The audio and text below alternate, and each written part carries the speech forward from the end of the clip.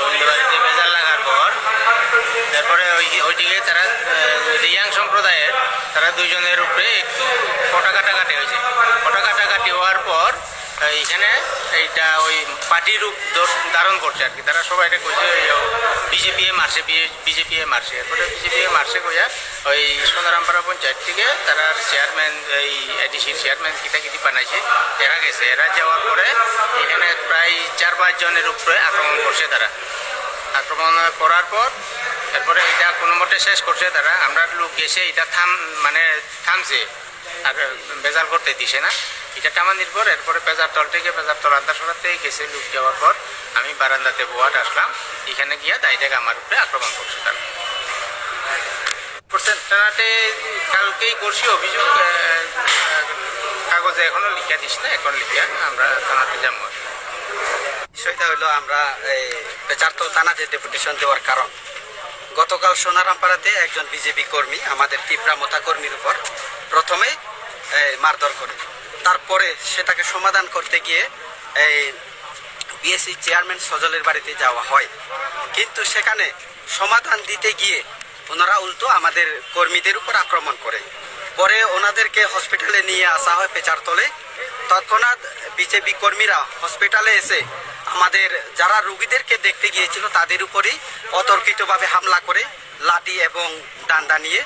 তাই আমরা আজকে যে এখানে ডেপুটেশনে এসেছি, মেন উদ্দেশ্য হলো গিয়া 24 ঘন্টার মধ্যে যদি যতজন কালপ্রিট এই ঘটনার সঙ্গে জড়িত তাদেরকে যদি অ্যারেস্ট করা না হয় তাহলে আমরাও অ্যাকশন চালাতে বাধ্য হব। এবং আমাদের যে 4 জন আহত ওনারা হলেন অমর শান্তি চাকমা এবং দ্বিতীয়জন হলেন প্রাণেশ দেওয়ান এবং আমাদের সাবজোনাল চেয়ারম্যানের সুধীর চাকমা এবং একজন পুলিশ কনস্টেবল একজন সঞ্জিত চাকমা ওনার নাম। তাই উনি all Tripura YTF youth Tripura ফেডারেশনের ভাইস প্রেসিডেন্ট।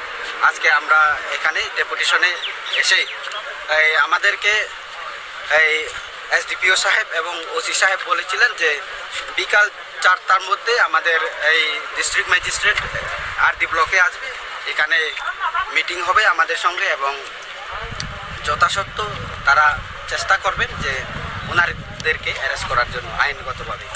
এটাই গাড়ি একটা ক্ষতি হয়েছে আর এখানে দোকান 2-3টা আছে, এরপরে বাইক আছে 5টা। বিজেপি কর্মীরা কাল রাতারাতি সন্ধ্যার সময়ে আক্রমণ করার পরে ওনারা সম্পত্তির উপরে এইভাবে তারা আমাদের সম্পত্তির উপর ধ্বংস করে দিয়েছে ওনারা। তাই আমরা এই সম্পত্তি সহ যদি যারা এখানে 12 জন লিস্টেড আছে আসামি, তাদেরকে যদি আমরা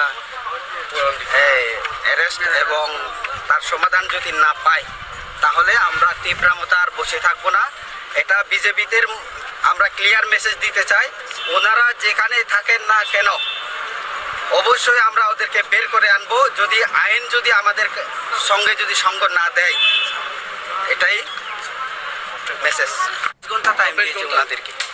24 ঘন্টার পরে যদি এই বিষয়ে কোনো হাল যদিও বের না হয় তাহলে আমরাও অ্যাকশন নিতে বাধ্য হব।